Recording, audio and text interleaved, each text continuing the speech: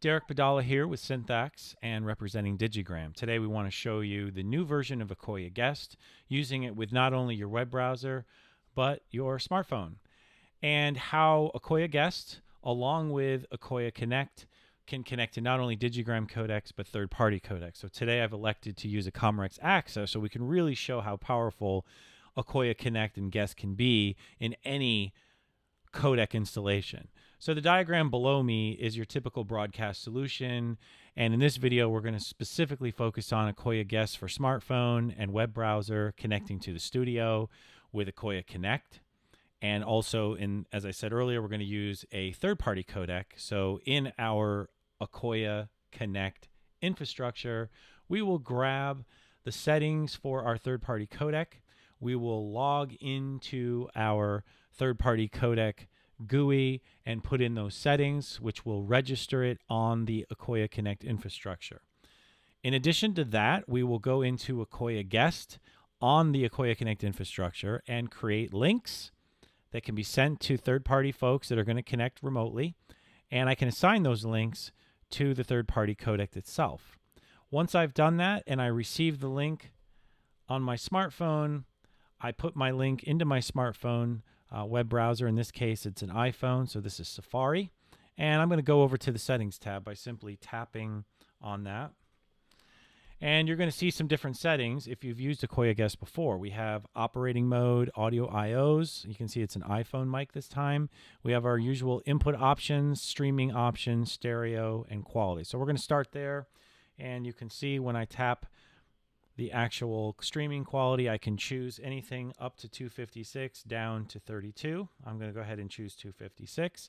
And I have a choice between stereo or mono. And I'm going to choose stereo. As we move up, I'm going to elect not to use any of the echo cancellation or audio DSP at this time, but I can use it.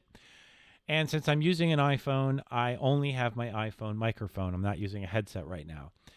Operating mode. There are three choices. You have the standard, advanced, and light for low power smartphones. We recommend that when you are using a smartphone. Otherwise, use standard.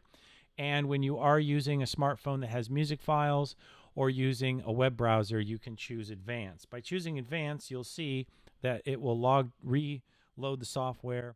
We now have the file input option, so we can choose to have that on or off. When it's on and we go back to the main screen, we can select a file and load it. And this is also true on a computer. So if you wanted to load a music file and play that, or load an interview that you did offline, that's what this feature is for. I'm going to go ahead and disable that. And I'll go back to the low power smart mode. The software will re-download. Now I will click on the back arrow and take us back to the main screen. First thing you're going to see that's new is you have feedback. You know what's going on. You also can see we're ready to place a call. So it's already made an established connection with sort of a preliminary connection with IQOYA Connect until we actually hit the call button. We have a little counter, a little reminder here that we encourage you to use a headset when going on air. And of course, our mute button. And on the smartphone, you're simply sliding the buttons over. So what we're going to go ahead and do now is we're going to make the call to the Comrex that's behind me. And you can see now that we're connected. I also can see that I have audio on my Comrex. And once I'm done and I want to hang up, simply select the hang up and slide it over.